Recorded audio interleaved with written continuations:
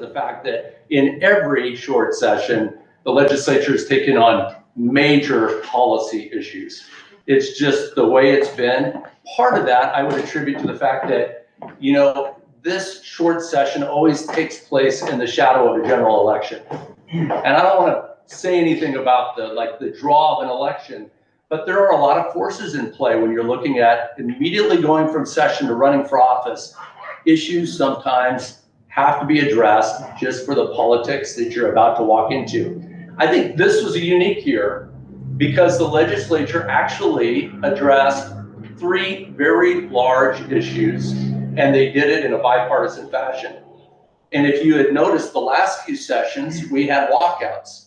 Last 2 sessions, Republicans walked out. Just before this session started, the Supreme Court basically made a final ruling regarding the 10 senators who, in violation of ballot measure 113, had accrued 10 unexcused absences, and were therefore, based on the court's decision, disqualified from running again for office.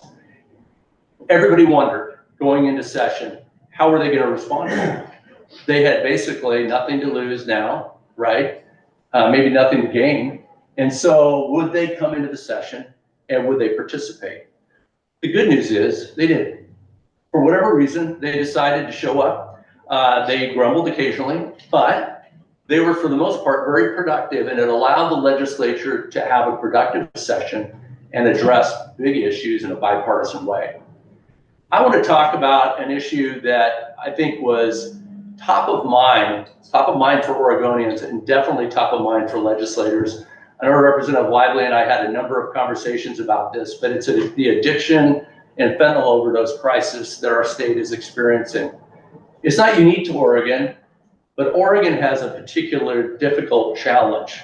As you know, ballot measure 110 passed in 2020. We have, during that same transition, kind of the arrival of fentanyl, which is a game changer, right? Nobody is immune right now from the addiction crisis. And I would have asked this during lunch today, and I would ask today here, how many of you, you don't have to raise your hands, but how many of you have a family member or somebody close to you that is dealing with addiction? And probably many of you have somebody close to you that's that has been lost to overdose. It's becoming increasingly prevalent, and it's a scary trend that I know the legislature cared about. Now, there were some folks that weren't very happy with the implementation of ballot measure 110. And so there was a group out of Portland called the Coalition to Fix and Improve Ballot Measure 110 that were in the process of putting a ballot measure on the ballot. It wouldn't be a complete repeal of ballot measure 110, but it would have made significant changes to ballot measure 110. So think of it from a legislative perspective. You're about to go into an election season. You have 35 days to address an issue that the public expects you to address. After all, if you looked at the polling significantly showed that the public was anxious to not just like change, but to repeal 110. So there was this sentiment out there in the public. I had one pollster tell me that looking at the Portland area polling on this, if they had closed their eyes and didn't know where it came from, would have said that it was Eastern Oregon polling.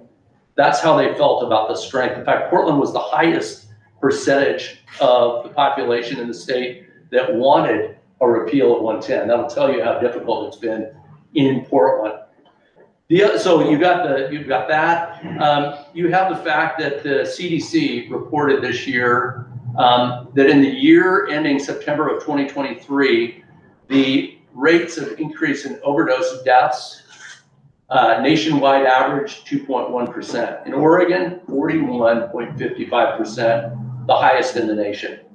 That's really troubling. That means we're, against our other peers around the nation, we're having a big problem. And then we continue to be, even after the passage of ballot measure 110, we're 50th in access to drug treatment resources. So we're literally failing in every measure. And let me just say this as just a comment as I talk about what the legislature actually did. This is a deeply personal issue. And depending on your lived experience, your background, who you've had in your life that struggle with addiction, you can have, and I think it's legitimate to have very different perspectives about how to address this. So I want to acknowledge that up front. I don't expect everybody to love everything that was done in this package of bills that was designed to change ballot measure 110 to become more effective. I also want to say at this point that this is such a complex issue that what was done in the session, while incredibly meaningful, I believe, is going to be a multi-session challenge. It's not going to change overnight, unfortunately. And it's going to require a unique form of cooperation between groups that typically just have not worked together.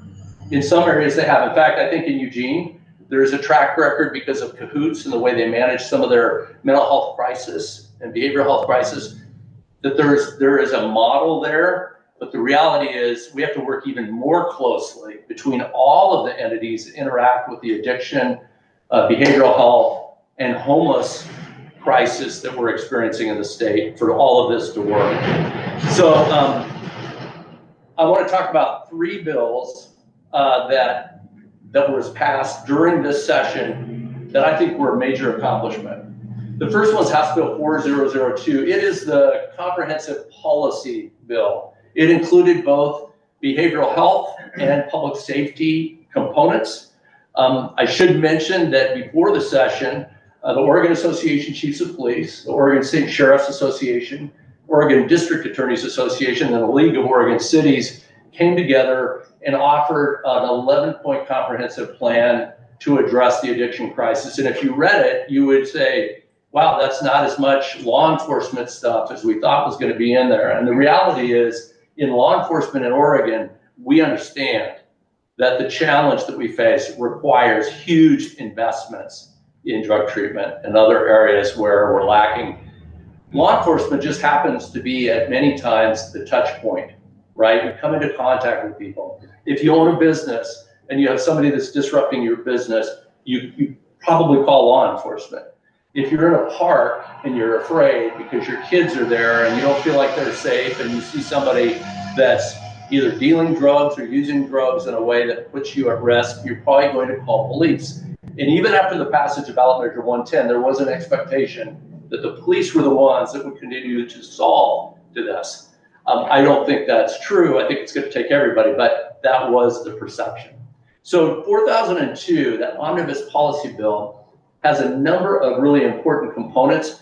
I want to start with the fact that the issue that I think most people tripped over during the session, probably the most controversial part, but not maybe the most important part, was the issue of recriminalizing, right? That was something that 110 did when it passed. It immediately decriminalized controlled substances, possession of controlled substances. This bill does restore recriminalization, but in a very unique way. As you know, criminal penalties range from a C misdemeanor. You can have violations below that, but when you're talking crimes, C misdemeanor is the lowest form of crime. B, then A, it's the highest misdemeanor. Then you go to felony land, right? C, B, A. So there's kind of this stratosphere of criminal penalties. We did something totally different in Oregon around the misdemeanor recriminalization. It's called a drug enforcement misdemeanor. What we take is an unclassified misdemeanor and we just structure it so it's treatment facing. The idea is at every step of the process, the goal is to make treatment an offering. Because if you think about it, and law enforcement feels about this very strongly, incarceration of people that are only there because they are dealing with an addiction is not what law enforcement believes is what needs to happen. People need to have services. So the problem is we need to have a place to put them, and we need to have some kind of way to move people successfully into treatment.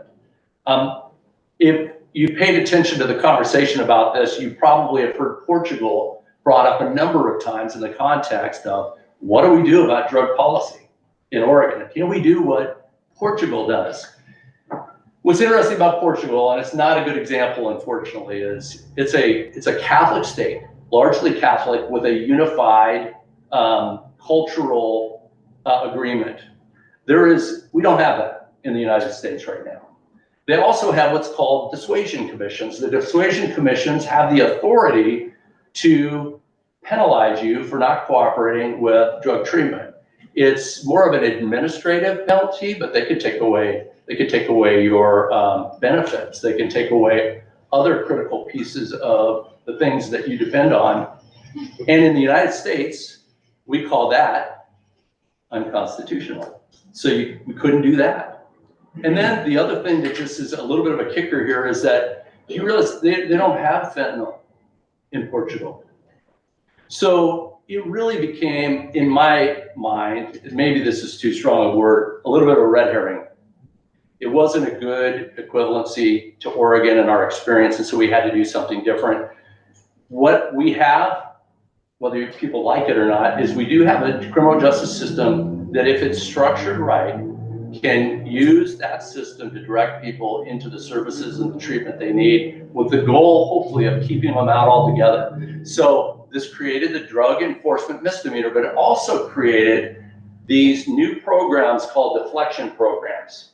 23 counties have already agreed to do this. There was just under $30 million appropriated by the state for these programs, and the whole goal is this. When an officer comes upon somebody that's clearly struggling with addiction, they have the ability, once these programs are set up, to, in lieu of arrest, just what we call pre-booking, to direct them to services. Marion County has this program right now. The way it works there, it's obviously not for drug possession, it's for lower level crime, but if an officer comes with somebody and they fit a criteria, they'll be able to benefit. They call a navigator. The navigators they're incredible folks. These are folks that have real lived addiction experience. They have made it through a process where they're now in a healthy place, and they literally come out, connect with the person right there, and connect them to services. And as you can imagine already, one of the big challenges is, do we have services available? So that's why, in a minute, I'll talk about the legislature's investment in capacity. So the other things this bill did was on the drug dealer side.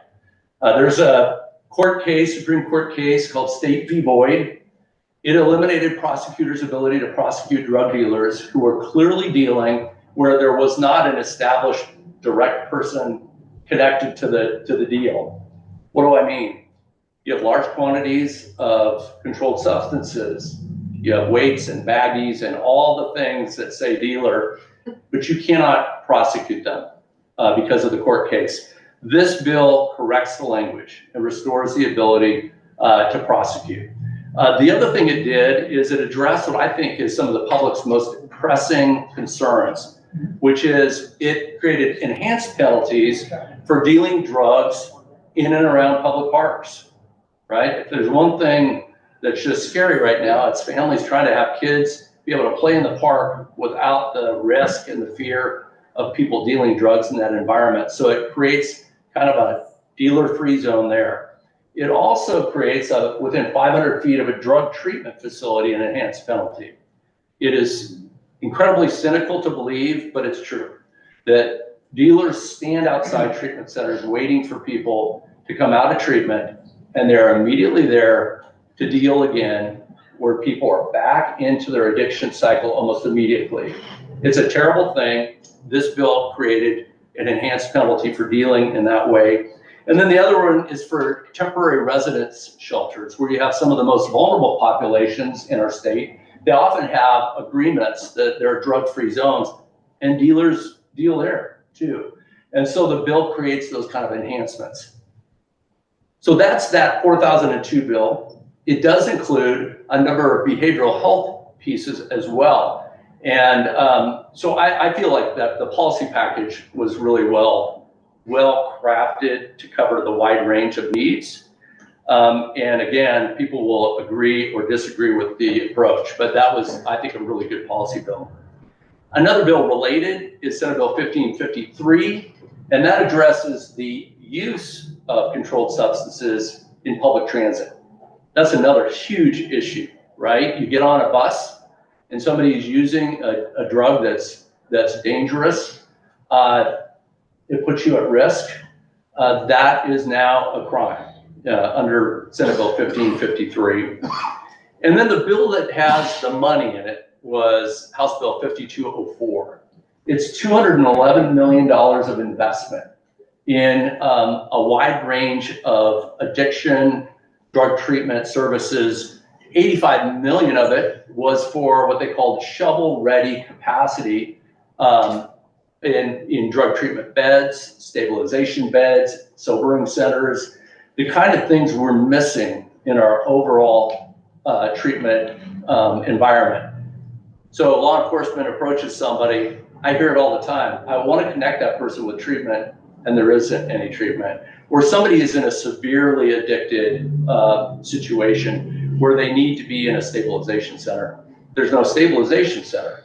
And so those are the kind of capacity increases that the legislature was trying to address. I think this will increase the number of beds statewide, and it is statewide, 23 separate projects. I think it is over about 1,200 beds. I think the Oregon Health Authority, though, has already told us, based on their gap analysis, that we're probably looking at 3,000 to 4,000 beds in terms of our need. But this is a very meaningful step, and I don't want to gloss over it. So the investments in that budget bill, I think, help activate the other pieces of the policy legislation that was passed. But again, I'll just say, this is complex, and fentanyl has our number. And we'll have to work very collaboratively at every level to address it. And so I want to thank Representative Lively. I had a number of conversations with him. I'm not just saying this, but when you think about the legislative environment we're in, there are a lot of different legislators. They're all there to try to do the right thing. Some people, frankly, are more thoughtful, are more grounded in their experience, and frankly more effective. And Representative Lively is that legislator. So John, thank you. I mean, if I want a sane conversation, I set up an appointment with him, and I leave feeling like the world is a better place. So I want to thank you all for taking a minute to listen to this. It was a privilege to be a part of this session and a part of that conversation. And I'm going to turn it back over to Tiffany, and then I think we'll take questions after. And you're welcome to have a seat. All right. I won't feel awkward about this. Keep you up. All right. Thank you. That was great. And I even though I heard a lot of it this morning, I still learned more, and I feel like I could almost say it back. All right. So that's good. That's important. In my work. So I'm going to introduce our next speaker, Preston Mann. Preston Mann is the Director of Political Affairs for Oregon Business and Industry, the state's largest general business association. At OBI, Preston is responsible for guiding the organization's political strategy and external affairs. He most recently helped draft and pass unprecedented legislation establishing campaign contribution limits in Oregon. Prior to joining OBI, Preston served as the Vice President of a manufacturing trade association and worked as a senior advisor to statewide political candidates and causes, as well as hundreds of legislative elections. So, Preston, come on up.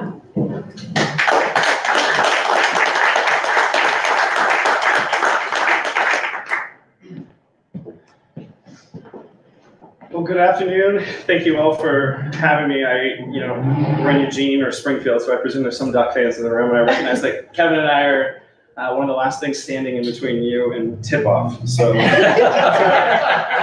to keep it entertaining, and we'll hope for the best at 1 o'clock this afternoon. Certainly be cheering for the Ducks myself. I was asked to talk about a couple of issues, 3 of which are going to be on your ballots this November, and one that was going to be on your ballot but is not going to be anymore, and that is campaign finance reform. We'll start with the first 3. These are all what are called legislative referrals.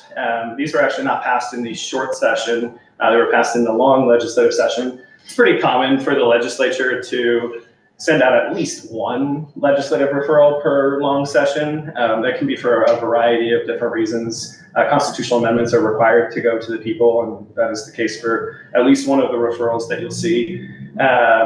Sometimes they just prefer to kick them out to voters for their rejection or approval, and that's the case for some of these as well. The first is a constitutional amendment to establish an impeachment procedure in Oregon. Oregon is the only state in the entire country that does not have a mechanism for executive branch impeachment on the books.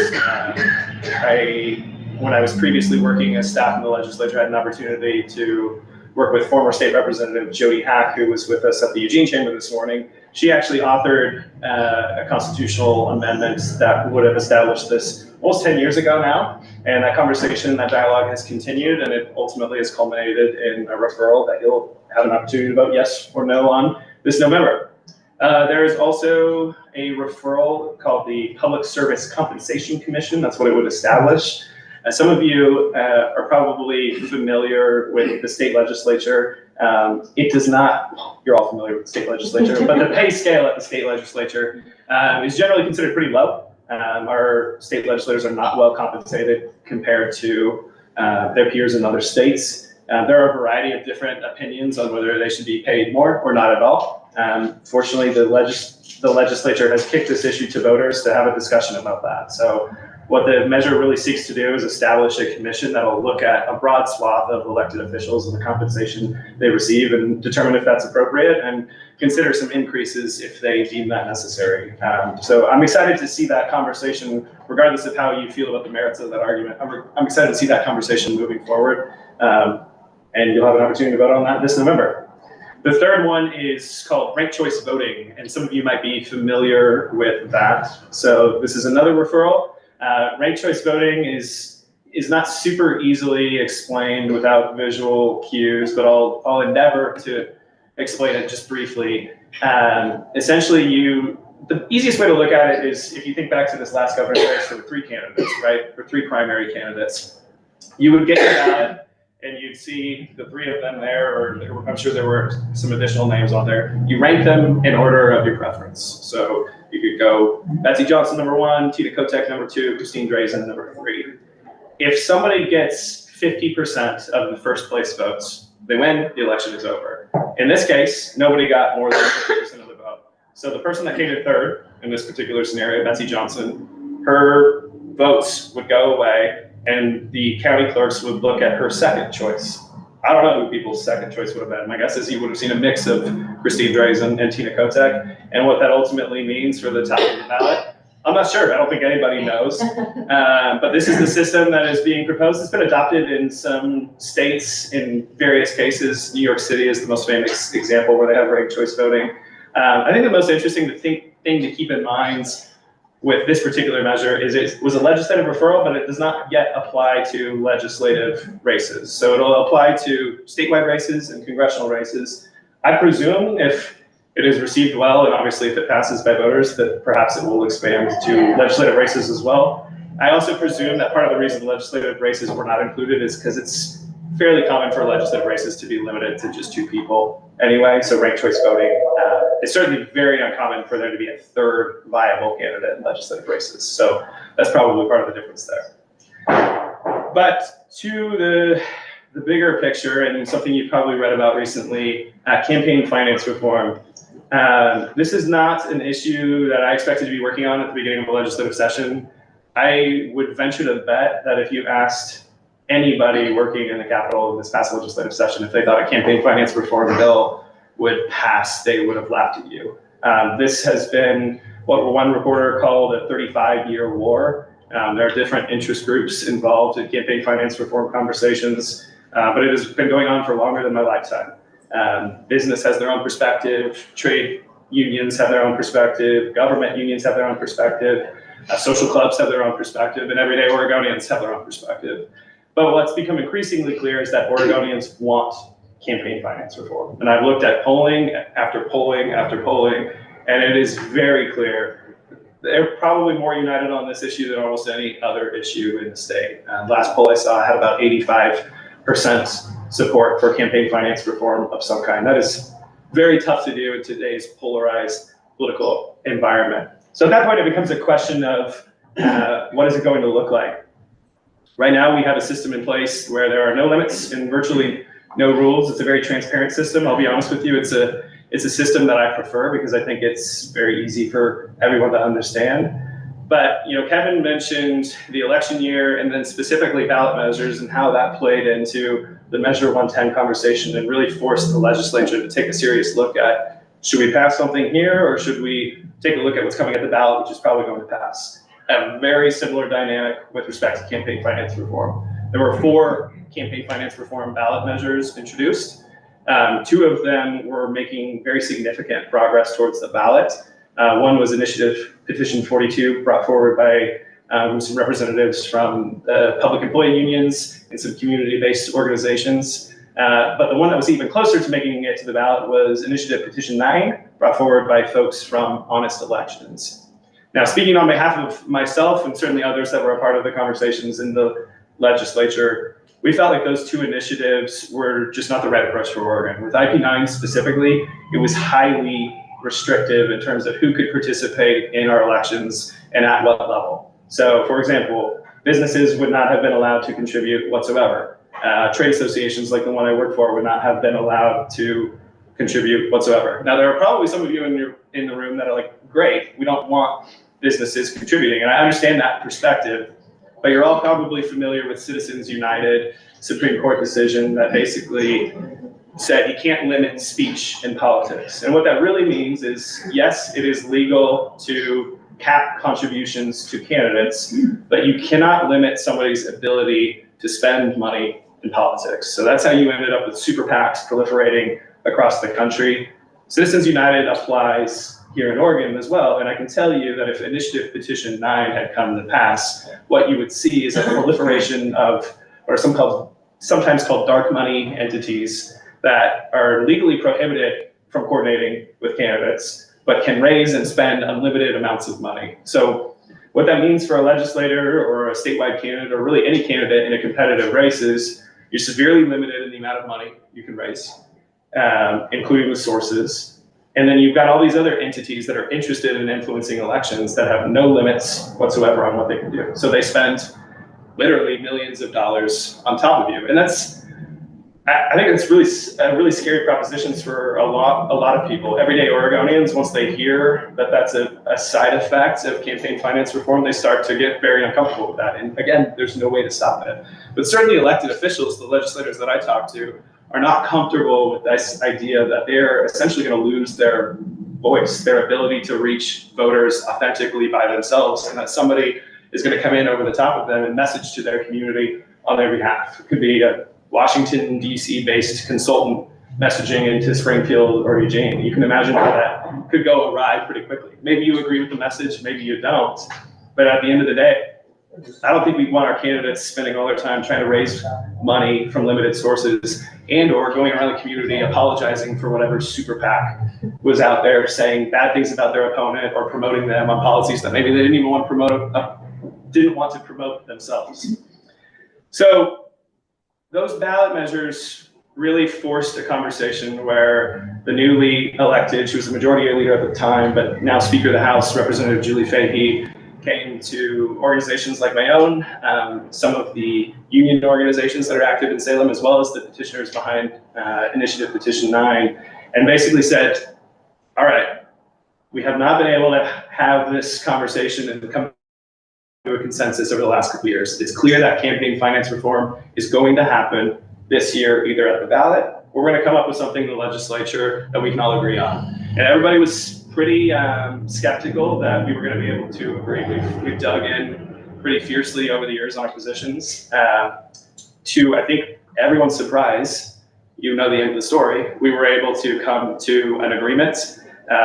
This is the first time in Oregon's history that the legislature has passed campaign finance reform limits. That I think gives you an idea of how difficult the task is. Certainly Oregon has had campaign finance reform limits before. They were adopted by initiative petition, and that's the route we were about to go down again. But we were able to pass these through the legislature on very broad bipartisan votes. I believe there was 5 no votes in the House and about the same in the Senate. So a pretty historic agreement when you can get business, labor, good government advocates all around the table integrating. You can get Republicans and Democrats around the table voting yes together to establish this system.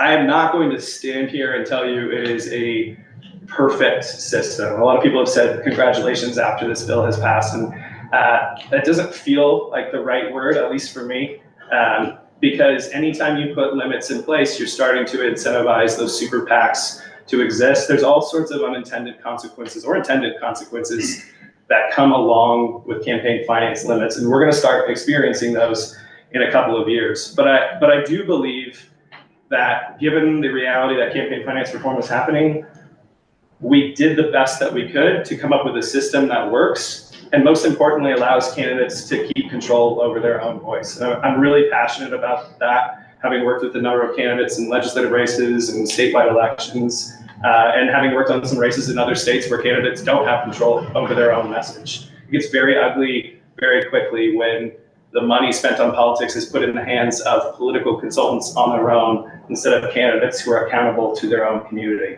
I think we struck the right balance. So what is that balance? If you've ever participated financially or followed closely federal elections, the bill, House Bill 4024, is loosely based on the federal rules. In fact, the cap on contributions from individuals and businesses mirrors the federal system. It's $3,300 per election, per person. And in this case, person is defined as a human individual or a business or a trade association, you name it. So everybody has a seat at the table and an opportunity to participate. There are still more traditional PACs, we call them multi-candidate committees. Their limits are also aligned with the federal limits. But we did two unique things in the Oregon bill that frankly I'm kind of fond of. We gave what are called in the bill membership organizations, which certainly the City Club would qualify as, my employer qualifies as one, any entity that's organized under the 501c IRS tax code qualifies as a membership organization. They get to contribute to candidates at a multiplied level. So you take the $3,300, you multiply it by 4, that's what Oregon Business and Industry could donate to Representative John Lively per election. And a lot of people at the time said, well, why do these organizations get a higher limit? And there was a lot of thought behind that. One, these are heavily regulated entities. Oregon Business and Industry obviously files paperwork with the IRS. It has a board of directors. It is very accountable and regulated, but it also speaks for free enterprise entrepreneurs in Oregon. This is an organized voice, and I think that's a value in Oregon that we really have emphasized. People with shared opinions coming together, organizing, and expressing themselves either verbally or financially in support of candidates they like. The flip side of that is, not everybody is a part of a 501c entity, right? So how do we allow everyday Oregonians who maybe don't have $3,300 to contribute to a politician? How do we incentivize them to participate in the process in a meaningful way and in a way where their voices don't get drowned out by the membership organizations or businesses or people who are contributing and maxing out at that $3,300 level? What we came up with is an entity called a small donor committee. Small donor committees are limited to accepting money from just human individuals. They can only accept up to $250 per donor. But what these small donor committees get as part of this process is, for every one contributor they get, the amount of money they can donate to a candidate goes up by $5. So this is the portion of the presentation where I start to get some blank stares. And I will remind you, I told you I prefer the system as is because it's easy to understand and a little bit less complicated. But the good news is these limits don't kick in until January 2027. So we all have plenty of time to read the bill together and understand it, and ideally make some changes in 2025 that further clarify it. But these small donor committees, anyone can form one. But the idea behind them is you're highly incentivized to organize with your community or organize with your cause.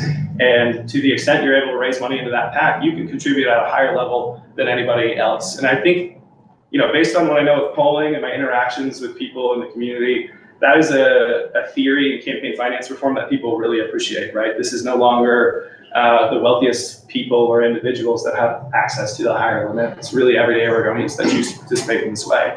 I was a little bit skeptical myself, coming from an employer background, of these committees when we first started this process. It looked to me like an opportunity for unions, frankly, to have an upper hand. They're very organized. They can very easily move into a small donor committee.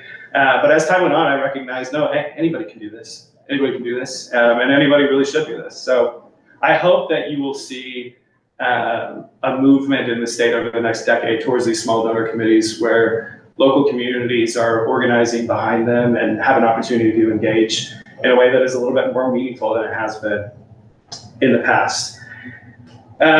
So one portion I won't talk about too much today, but it is really important, and you'll probably hear more about it down the line. But it's not just campaign finance limits that were included in House Bill 4024. There's a whole section, and if you feel so inclined to read the bill, if you're a nerd like me, Section 13 relates to transparency requirements. And Oregon is typically thought of as one of the most transparent campaign finance reform systems in the country. In fact, it is the most transparent campaign finance reform system in the country. But I mentioned dark money a little bit earlier. That money is not quite as regulated. If you spend money promoting, attacking, or opposing a candidate, if it's far enough away from an election, you don't have to disclose your donors right now in Oregon.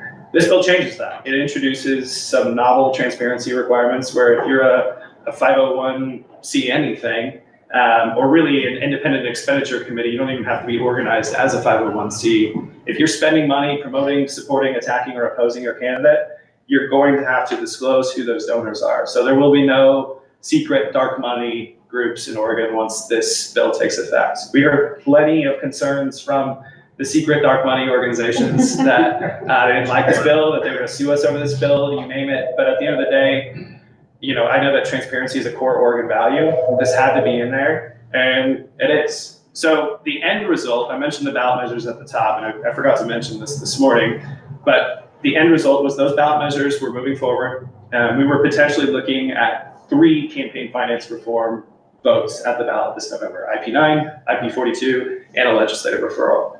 Everybody involved felt like that was confusing. Like, there's no way that people are going to spend the time reading the 40 pages associated with each of these ballot measures. And at the end of the day, who knows what we're going to get? Or maybe all 3 of them are going to pass. They probably all would. That was not a desirable outcome for anybody involved. So we were highly incentivized to work together. We were able to work together. As a result of that, the bill passed. The petitioners behind Initiative Petition 9 agreed to withdraw their petition, as did the petitioners behind Initiative Petition 42, assuming the governor signed the bill. She signed it yesterday. So I expect that they will withdraw those petitions sometime in the very near future. You won't hear about campaign finance reform at the ballot this November. And in fact, it is considered settled law now and will kick into effect in 2027. So it's an extraordinarily complex subject. I really appreciate legislators' willingness to embrace this in a short session. It was a gauntlet. It's a very confusing subject, and people are still digesting it to this day. But given the opportunity or given the fact that we were looking at establishing campaign finance reform in Oregon, I think we came up with the best approach. I know that we're going to be making some improvements to it in the 2025 legislative session, and would certainly welcome your input, each and every one of you, throughout that process and as we refine it over the next decade to come. Thanks. Awesome. Okay. You're true professionals. You know exactly how to nail the timing. I'm going to let you all ask some questions if you have any. Anyone want to go first? Okay, if not, I'm going to go first. I wanted to ask both of you, and I kind of heard a little bit of the answer this morning, but I thought that it was a really valuable comment. Kevin, in particular, what you had said about we passed a lot of, the legislature passed a bunch of stuff this last session in a short session at a time where there was so much uncertainty about whether or not we would even have 10 of the Senate members showing up at all. What do you think was this, like, the secret sauce that happened that kind of brought us to the outcomes that we were able to see? Well, I think Preston mentioned a little bit of it, right? When there's ballot measures out there that are going to move forward, that's always something that creates an incentive for the legislature to act. I didn't mention this earlier, but something in the Oregon Constitution that impacts ballot measures that address sentencing issues is that the legislature, after it passes, because it deals with sentencing, any changes require a 2/3 vote of the legislature. That's not true of almost any ballot measure, but it is for sentencing changes, just part of our Oregon Constitution. So that was even a bigger incentive. But I would say this, especially on the addiction and fentanyl overdose crisis, I think there's times when the issues are so big that the partisanship seems very irrelevant. When people start really looking at a very damaging environment they're dealing with, where their constituents are really hurting and where families are struggling and where people are being lost to overdose. I think there's times when things are big enough that we set aside differences. I really feel like this session on a number of these issues, that is what won the day. It didn't have to, but at different moments in the session, people made decisions. They made decisions to lean in and lean away from what could have been a real nice partisan incentive, because some members may have felt like it was to their advantage to have nothing done on the addiction crisis and be able to run an election where they could blame others for not acting. That could have happened. It did not happen. And so I think it's just fentanyl in particular is big enough that it drew people away from maybe some less helpful tendencies in the legislative process. Anyone else? Okay, go ahead, because I've got another one too, so Okay, go for it. so this might not be a fair question, but maybe there isn't such a thing.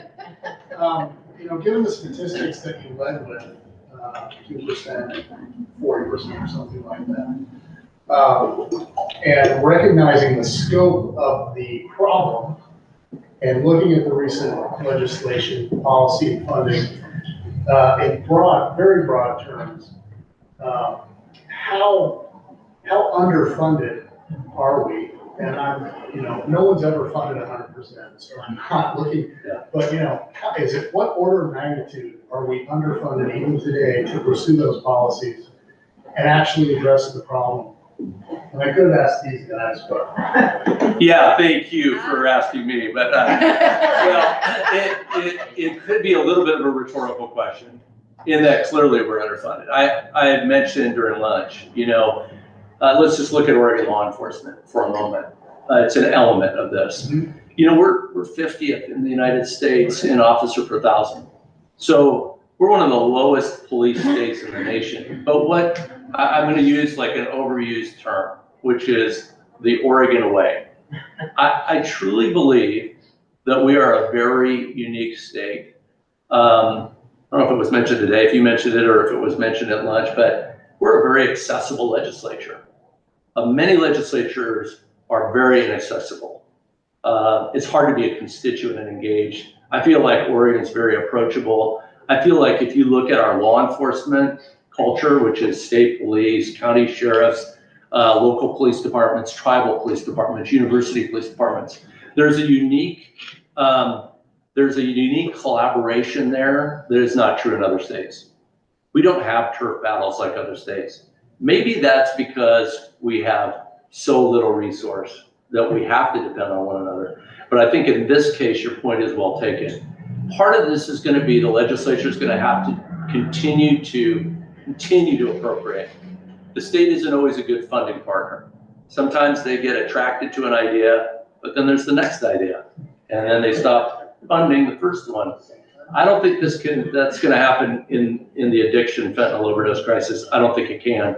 But I also believe that there is funding right now that is being distributed that frankly needs greater accountability. That if we had, and I think this is the conversation between now and 2025, there's a legislative interest in coordinating the wide range of revenue sources right now that are being sent out into all these programs randomly and trying to align them into a comprehensive strategy so that they are both accountable and strategically placed. So part of it is we need more money. Part of it is we need money spent more effectively. And I'll add this as a final comment. One of the things that we're dealing with that is another challenge I'm not sure how we navigate is is our workforce challenge at every level in the state. So it's law enforcement, it's behavioral health, it's addiction treatment. Even if we put a lot of money in there, we also have to find a way to draw people into those professions that are gonna really make the difference. So I don't know if that was a good answer, probably not. I didn't give you a specific number. I would leave that to Representative Lively, because he's smart that way. But I think we need to double down on funding in the next, and you know, we may have an eroding economy that may take away some of the revenue that we may need. That may need to result in some reallocation of prioritization of resources. Good answer. Yeah, okay, you go ahead and then we'll go. Does that work? Okay, Yes. Go for it. Hi. So this is definitely going to be something that I ask Pruzansky after this, but I figured I'd give you the floor as well. So it seems for House Bill 4002, the vast majority of public testimony was in opposition, and the vast majority of Springfield testimony was also in opposition. And so I'm just sort of wondering, you speak so highly of it, but you didn't mention that people had considered the potential for it failing people of minority groups and stuff like that. So I was wondering if you wanted to touch on that and sort of shed light as to how this bill will address those communities moving forward. Yeah, okay, so I don't want to get myself in trouble here, because you're press, right? Yes. Can this be off the record? No. I wouldn't right now. We're on YouTube. Sent out live. So first of all, Senator Pruzansky is one of my very favorite senators. I work very closely with him on a lot of issues. He's been in the process for a number of years, as I have, and I greatly respect him. We very rarely disagree. I feel like he's a person of goodwill. He takes a real active interest in people's welfare. And so let me say, first of all, we had some differences of opinion about this issue, but we figured out how to deal with that in agreeable ways. The other thing I would say, and this may not be fair, but I'm going to say it anyway. There are groups that are paid good money to turn out testimony. There are groups that are spending good money. They're getting money from somewhere, and they're able to mobilize large numbers of people. The polling says one thing, and the testimony says another, which has to make you ask the question, where are the people who are testifying coming from, and who is generating their testimony? And I won't say anything more than that. Kevin, can I follow up on that? Because I remember, you know, the Eugene Chamber took a very nuanced position in support of what law enforcement in reinstalling the tools that they felt that they needed. But we also felt that it was important to preserve funding, but ask for some accountability with the funding. And I remember when the three bills were first introduced, and I remember that very first hearing, suddenly House Bill 4002 was no longer the bill that it got confusing. And I remember we shifted our testimony to support the other two bills, and we went silent on 4002. But then I think as the process continued to move, then 4002 then again became the vehicle. Did that happen, or was I mistaken on that? It's often the make case, right? And Yeah. I think 4002 was pretty early on determined to be the policy bill. Mhm. But I think part of this is that it was the 35-day session, right? The deadlines are so quick. I mean, you literally have to move bills from chamber to chamber quickly. I didn't mention this, but the legislature for this bill, or for this issue, created a joint committee, the Joint Committee on Addiction and Community Safety Response. Put a huge challenge in the hands of a bipartisan group of legislators from the House and the Senate.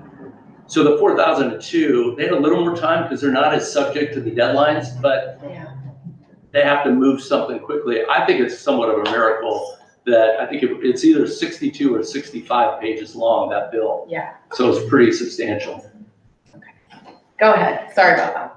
No problem. In that same bill, was money earmarked for public safety for park rangers at our parks?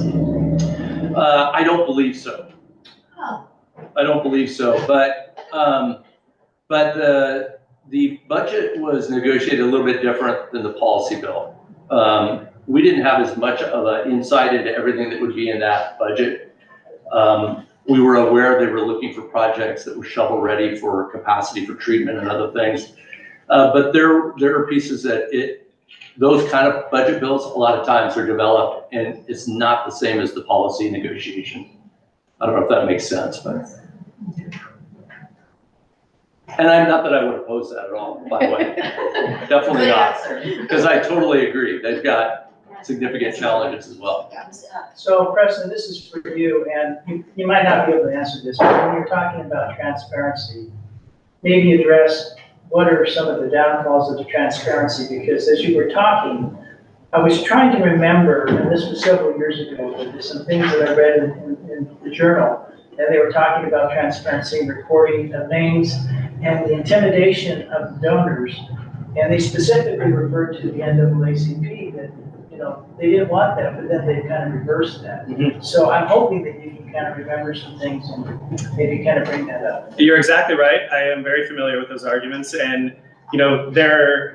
we did hear from a lot of different entities that were concerned about people who wanted to engage with some of these organizations and keep their names private for genuine fear of safety. That is a real thing, unfortunately, in our political process. Sometimes people, unfortunately, threats of violence are becoming increasingly common, and that's a really terrible thing. I think one unique feature that we embedded into the bill is that if you're at risk of physical harm, your name can be protected from disclosure under this law. So that's a unique feature within House Bill 4024. I'm really proud of that feature and our opportunity to embed that into the legislation, and hopefully that limits some of those concerns.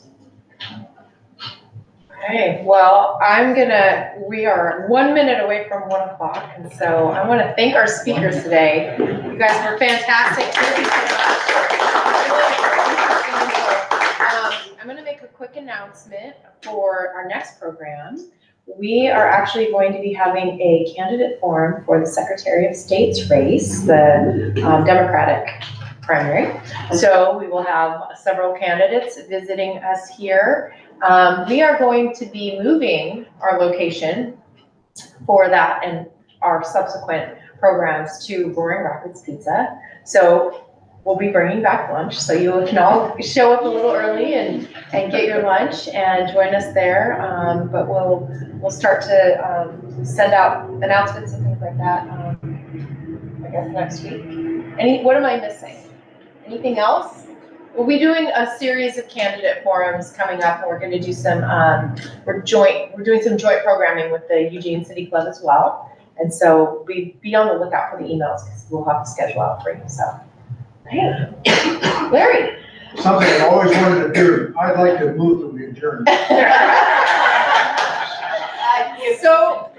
So moved. All right, thanks everybody.